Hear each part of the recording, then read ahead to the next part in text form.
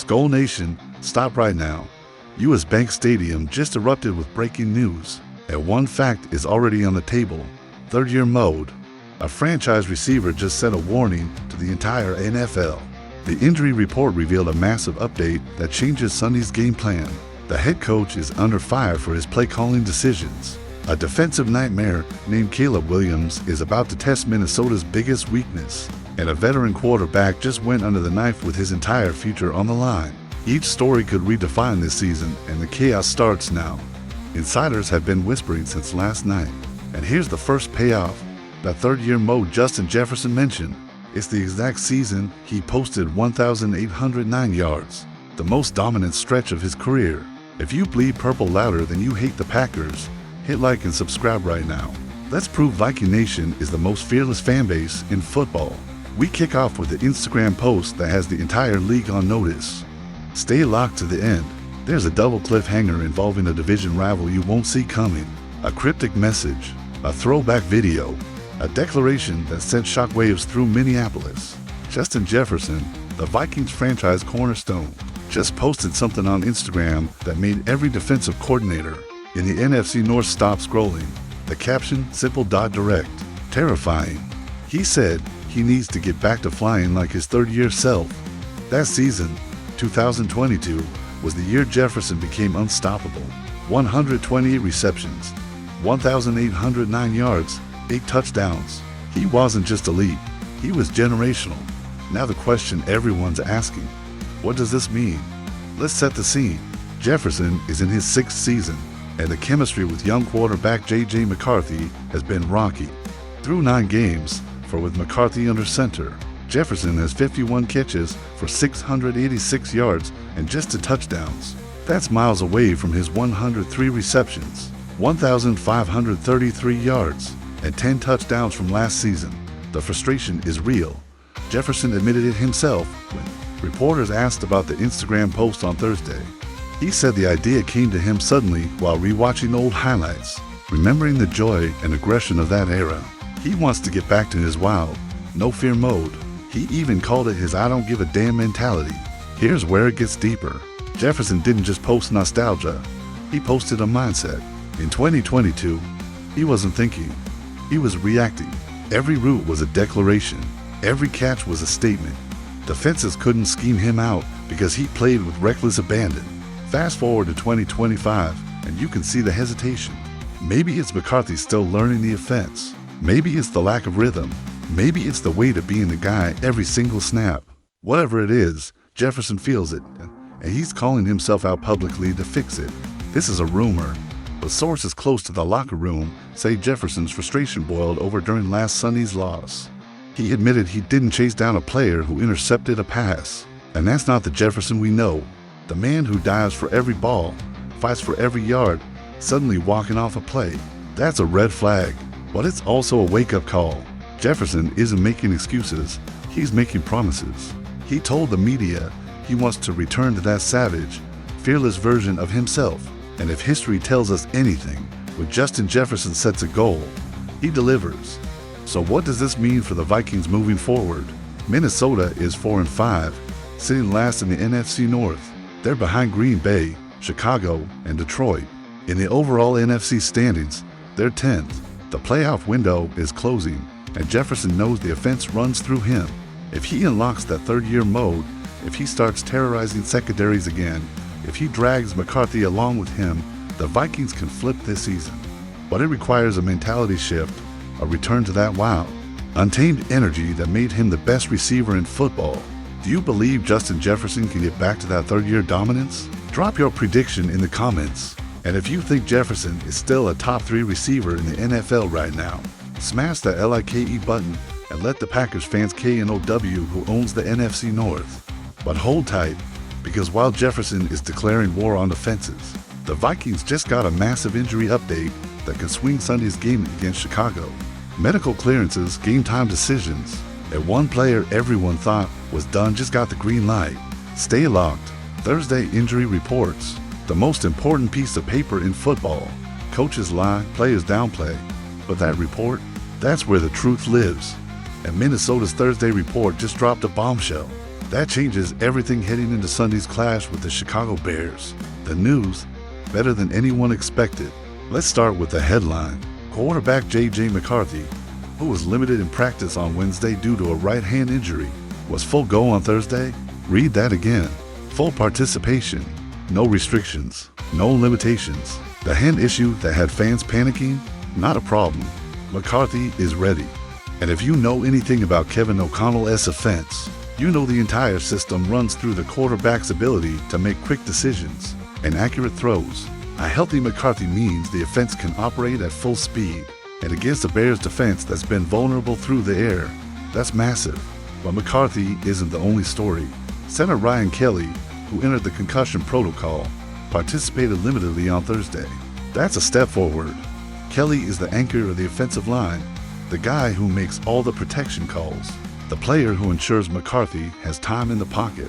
If Kelly clears protocol by Sunday, the Vikings' offensive line stays intact. If he doesn't, backup options step in. But losing Kelly would be a huge blow against the Chicago defensive front. That's been getting pressure all season. Now let's talk about the other side of the ball. Safety Theo Jackson was full go on Thursday after being in concussion protocol. That's critical. The secondary needs bodies, especially against a quarterback like Caleb Williams, who can extend plays with his legs and find receivers downfield. Jackson's return gives Minnesota another layer of safety help, another veteran presence in a young secondary that's been tested all year. Running back Aaron Jones, dealing with both a shoulder and toe injury, remained limited. Jones is the engine of the Vikings' ground game.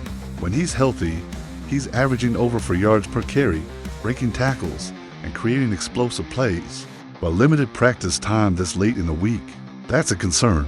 If Jones can't go at full capacity on Sunday, expect Jordan Mason to carry a heavier load, and while Mason has shown flashes, he's not Aaron Jones.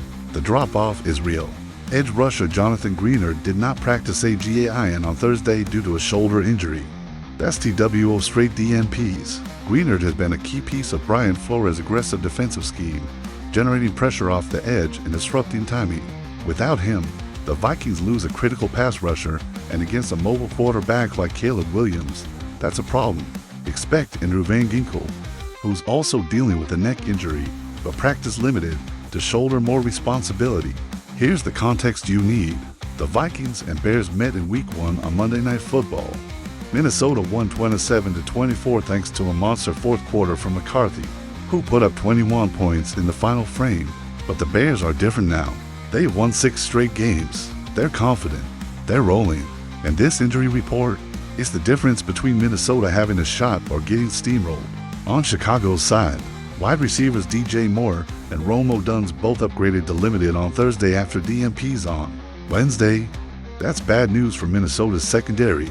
Moore is Caleb Williams' favorite target, a guy who can win one-on-one matchups and turn short passes into explosive gains. Odunze is a rookie who's been flashy, a physical receiver who attacks the ball at its highest point. If both play Sunday, the Vikings corners are in for a long afternoon. Running back D'Andre Swift went from limited to full. Swift has been the Bears' workhorse, a dual threat back who can gash defenses on the ground and catch passes out of the backfield. A healthy Swift means Chicago's offense stays balanced, and a balanced offense is a nightmare for Flores' defense, which thrives on predictable passing situations. So here's the bottom line. Minnesota got GOOD news on McCarthy and Jackson, concerning news on Greenard and Jones, and troubling news about Chicago's weapons getting healthier. The Vikings are 2-0 in the division, both wins on the road, and Sunday is a chance to prove they still own the NFC North. But health is the great equalizer in the NFL, and this injury report just leveled the playing field. Do you think the Vikings can win even if Aaron Jones is compromised? Drop your take in the comments. And if you believe McCarthy is about to drop 30 on Chicago, hit that LIKE button and let Bear fans know what's coming. But listen closely, because while injuries are shifting the landscape, Kevin O'Connell just got called out for a coaching decision that's been haunting this team all season. Play calling controversy, statistical proof, and a head coach who might need to swallow his pride. The tension is building. 3rd and short, 4th and inches. The situations where champions are made. The moments where physical teams impose their WILL. And for the Minnesota Vikings under Kevin O'Connell, Those moments have become a nightmare. The numbers don't lie, and they're brutal. In 9 games this season, the Vikings have faced 36 third or fourth down situations with 3 yards or less to go. Situations where the offense is actively trying to move the chains, not punting or kicking field goals. Out of those 36 plays, Minnesota has converted 14 first downs. That's a 39% success rate, the worst in the entire NFL. 31st, the 1-8 Titans, converting at 47.5%. Let that sink in. The Vikings are worse than a team actively tanking. Here's where it gets even more damning. In those 36 plays, Minnesota ran the ball 13 times. That's 36%. They passed the ball 23 times. And when they throw it, they convert just 5 of those 23 attempts. That's a 21.7% success rate. J.J. McCarthy specifically, 0 for 9 in those situations, with 4 sacks and 1 interception. Against Baltimore last week, McCarthy threw 3 incompletions and an interception in short yardage passing situations. O'Connell didn't call a single run play in those spots. But here's the kicker. When the Vikings do run the ball in 3rd or 4th and short, they convert an INE of 13 attempts. That's 69.2%, nearly 70%. So let's recap. Passing in short yardage, 22% success. Running in short yardage, 69% success. And yet, O'Connell calls passes 68% of the time. The math doesn't math. This isn't a new problem either. Since O'Connell took over in 2022, the Vikings have run to 159 plays in these situations during the regular season. Their conversion rate, 53.7%, ahead of only the Jets and Dolphins. In those plays, they passed 176 times, converting 4 to 5.5%. When they run the ball, 83 attempts, 71.1% conversion rate. The evidence is overwhelming. The problem isn't execution, it's philosophy. So when reporters asked O'Connell about this on Wednesday, his answer was long and defensive. He talked about establishing parameters, discussing whether it's 3rd and 1 versus 3rd and 3, how defenses align based on formations, and how some design runs get scrapped based on pre-snap reads. He mentioned that some first down passes that gain 9 or 11 yards count statistically as part of the passing game, but function like runs. He defended specific play calls, like the Jefferson interception against Baltimore, saying it was the right decision because they had single coverage on the best receiver in the world. And you know what? On that specific play, he's right. Jefferson one-on-one with no safety help. You take that shot every time. The fact Jefferson stumbled and Marlon Humphrey picked it off is bad luck, not bad coaching. But when the data over for you screams one thing, your play calling does the opposite. That's not bad luck, that's stubbornness. Here's the reality. O'Connell is a brilliant offensive mind. He's creative, aggressive, and willing to take chances. But football is a game of leverage. And in short yardage, physics matters. When you have Jordan Mason or Aaron Jones, both powerful downhill runners, and an offensive line built to move people in tight spaces, WHYU throwing the ball 68% of the time, especially when your young quarterback is getting sacked or picked off at an alarming rate in those spots? The answer might be EGO. O'Connell came from the Sean McVay tree, an offensive system built on deception and unpredictability. The philosophy is, if defenses expect run, you pass. But the Vikings aren't the Rams. They don't have Cooper Kupp or Puka Nacua. They have Justin Jefferson, yes, but in short yardage, defenses are loading the box and daring you to throw. And when you do throw into that look, bad things happen. Fans are furious. Social media is erupting. Analysts are calling O'Connell out. And the worst part, O'Connell knows the numbers. He acknowledged on Wednesday that he's well aware of the statistics. But awareness without adjustment is just arrogance. The Vikings are 4-5, sitting last in the NFC North. And these short yardage failures are killing drives and costing games. So here's the question for Viking Nation. Does Kevin O'Connell need to run the damn ball more in short yardage? Or are you okay with him staying aggressive even when the stats say otherwise? Drop your take in the comments. And if you think O'Connell's play calling is costing this team wins, smash that like button and let the coaching staff know the fans are watching. But hold on, because while O'Connell is catching heat for his decisions, the Vikings are about to face a quarterback who thrives when defenses can't finish. Caleb Williams, the mobile menace and Minnesota's biggest defensive weakness. This matchup could decide the entire season. Sunday afternoon, U.S. Bank Stadium. The Minnesota Vikings host the Chicago Bears, and the entire game might come down to one thing: stopping Caleb Williams, the #1 overall pick, the generational talent, the quarterback who's been cooking defenses ever since Ben Johnson took over as his head coach. Brian Flores, Minnesota's defensive coordinator, has a decent track record against Williams in their first 3 matchups, including last year at U.S. Bank. Flores confused the rookie with exotic blitzes and disguised coverages. But here's the problem: Williams isn't the same quarterback anymore. He's had EIGHT games to evolve since the Vikings last saw him. 8 games to learn Johnson's system, 8 games to grow, and the tape, it's terrifying. Let's hear from someone who watches Williams every single week. Cole Noble, Bears reporter, broke it down. It's hard to measure Caleb Williams' development because every week is a different story, while hearing Ben Johnson continue praising his quarterback's improvements and progress commanding. The offense is all you need to pay attention to. Since the Week 1 loss, Williams had his best individual performance in his NFL career in Week 3 against the Dallas Cowboys, and the biggest win of his NFL career in Week 10, leading a 2-possession comeback. Structurally, he's handling the offense well and improving in his progressions. With a strong run game supporting him, Williams has been hitting explosive passes consistently. The big difference has been his ability to escape pressure in the pocket and use his legs to cause problems for defenses, knowing when to throw on the cape and when to keep his eyes downfield. That mentality has been the biggest development he's shown over 9 games. Read that again. Williams is balancing his Superman instincts with smart quarterback play. He's not just running wild anymore, he's picking his spots. And here's the stat that should make Vikings fans nervous: Williams has improved his pressure to sack rate from 28.2% in his rookie season to 12.1% this season. That's a massive drop. He's learning to feel pressure, slide in the pocket, and deliver throws under duress. That's the mark of an elite quarterback in development. Now here's where it gets dangerous for Minnesota. The Vikings' biggest defensive weakness this season has been finishing sacks. They generate pressure, they get quarterbacks uncomfortable, but they don't bring them down. And against a mobile quarterback like Williams, who thrives when plays break down, that's a recipe for disaster. Williams' ability to extend plays with his legs, keep his eyes downfield, and find receivers after the initial route concept dies, that's exactly how you beat Flores' aggressive scheme. Flores loves to send pressure from unpredictable angles. He disguises coverages pre-snap, showing blitz and dropping into zone, or vice versa. It's chaotic, confusing, and usually effective, but it requires the pass rush to get home.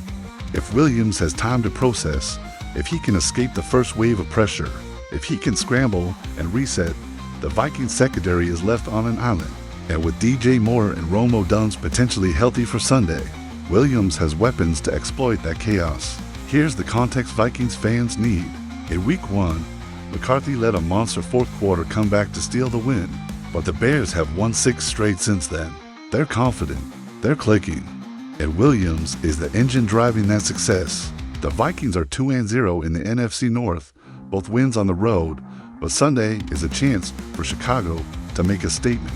If Williams carves up Minnesota's defense, if he exposes the inability to finish sacks, if he uses his legs to create off-schedule magic, the Bears could flip the division standings. So, what's the game plan for Flores? He has to play disciplined edges, contain rushers who prioritize keeping Williams in the pocket over selling out for sacks, spy linebackers who can mirror Williams' movement in closed running lanes, tight coverage on the back end to limit explosive plays when Williams does escape. It's a delicate balance, and one mistake, one blown assignment, one missed tackle, and Williams is gone. The Vikings know this. Flores mentioned in his press conference that containing mobile quarterbacks is the hardest challenge in modern football. You can't just rush the passer, you have to rush with discipline. You can't just cover receivers, you have to cover them for longer because plays extend. And you can't just tackle, you have to tackle a guy who's elusive, strong, and willing to take hits to move the chains. Here's the question for Skull Nation: can Brian Flores' defense contain Caleb Williams? Or is the mobile quarterback kryptonite going to expose Minnesota again? Drop your prediction in the comments. And if you believe the Vikings pass rush will finally finish plays on Sunday, smash the LIKE button and let the Bears fans KNOW what's coming. But hold tight, because while the present is all about Caleb Williams, the future just took a turn. A veteran quarterback, a surgery, a timeline, and a decision that could shape Minnesota's quarterback room for years. This story is personal. Carson Wentz should never pay for a drink in the Twin Cities again. Seriously, give the man a free Juicy Lucy every time he wants a burger. Yes, his performance left much to be desired. Yes, his stats weren't pretty, but his willingness to take hits while playing far below his physical best was both incredible and brutal to watch. Wednesday brought the news. Wentz underwent surgery to repair his left shoulder in Los Angeles. The plan: full recovery in time to return as a backup in 2026. Kevin O'Connell gave a brief update to the media. Carson Wentz had successful surgery on his left shoulder yesterday in Los Angeles. We expect to have him back. He'll be away for a few days, and then we expect to have him back. He plans to return to the training facility when he comes back to continue his rehab there. Let's rewind and appreciate the journey. Once upon a time, Carson Wentz was destined to become one of the NFL's next great quarterbacks. Drafted second overall in 2016 by the Eagles, Wentz had the ideal frame at 6'5" and 241 pounds. Pair that size with elite athleticism, a 4.77 40-yard dash, and you understand why Philadelphia bet their future on the North Dakota State product. His rookie season showed promise: 16 starts, 62.4% completion, 3,782 yards, 16 touchdowns, 14 interceptions. Then came year 2, MAGIC. Through 13 games in 2017, Wentz completed 60.2% of his passes for 3,196 yards, 33 touchdowns, 7 interceptions. He made the Pro Bowl, earned second-team All-Pro, finished third in MVP voting, and became a Super Bowl champion, albeit from the sideline as Nick Foles became a legend. Then everything collapsed. Injuries derailed him. Jalen Hurts replaced him. Wentz became a journeyman, bouncing from the Colts in 2021, to Washington in 2022, to the Rams in 2023, to backing up Patrick Mahomes in Kansas City in 2024. He absorbed and he reads wisdom, learned championship culture, then signed with Minnesota in August 2025. The original plan was J.J. McCarthy leading the Vikings, but McCarthy's injury issues forced Wentz into action. Week 3 against Cincinnati, Wentz played solid while the rest of the team dominated. That was the GOAL in the preseason: build a team so strong that a game manager could win. But the following weeks were up and down, good and bad. By the time Wentz hit IR with a 2-3 record, McCarthy returned to the field. Wentz's 2025 season ended with 65.1% completion, 1,116 yards, 6 touchdowns, 5 interceptions. Not elite, not terrible, just a veteran surviving. Here's the reality. On December 30th, Wentz turns 33. In most worlds, that's young. In the NFL, that's a career clock ticking down. Wentz knows this as well as anyone. Minnesota won't move off McCarthy. They need depth, and Max Brossman looked like part of the solution, a hard-working rookie with good chemistry alongside McCarthy. Building around those two isn't the worst situation, even if both have NUCH to prove. What the Vikings need is a veteran who can mentor young players.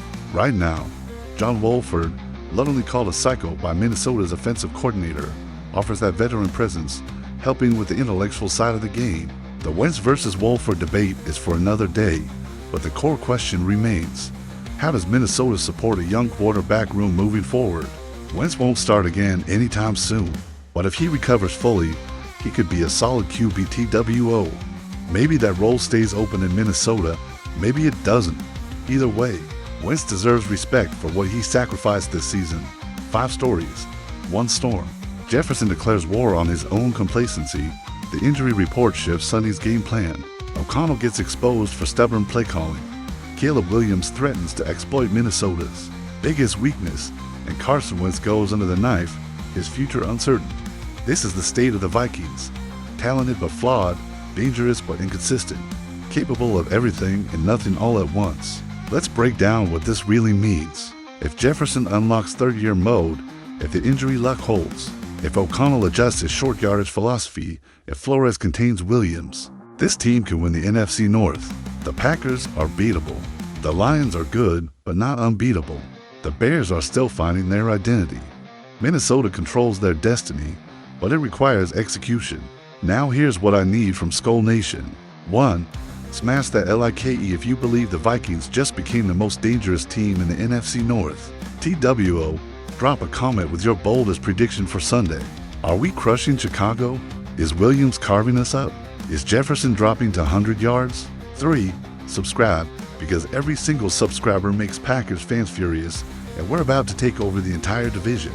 But listen closely, because here's the edge of the cliff. The Vikings still haven't signed a contract extension for Justin Jefferson past 2026. Insiders say talks are stalling because Jefferson wants a clause that guarantees Minnesota builds a championship roster around him. That decision could reshape the entire franchise. And on top of that, the Packers just cleared $18 million in cap space. They're targeting a free agent edge rusher that the Vikings have been scouting. Which team strikes first? Plus, there's a rumor circulating that Brian Flores called a defensive meeting last night. No front office, no O'Connell, just players, and what was said in that room could either unite this defense or fracture it before Sunday. That story drops in the next video. SKOL Nation, the battle is here. The North is OURS to take. Hit subscribe, stay locked, and let's make the NFC North bleed purple. We ride together. See you in the next war.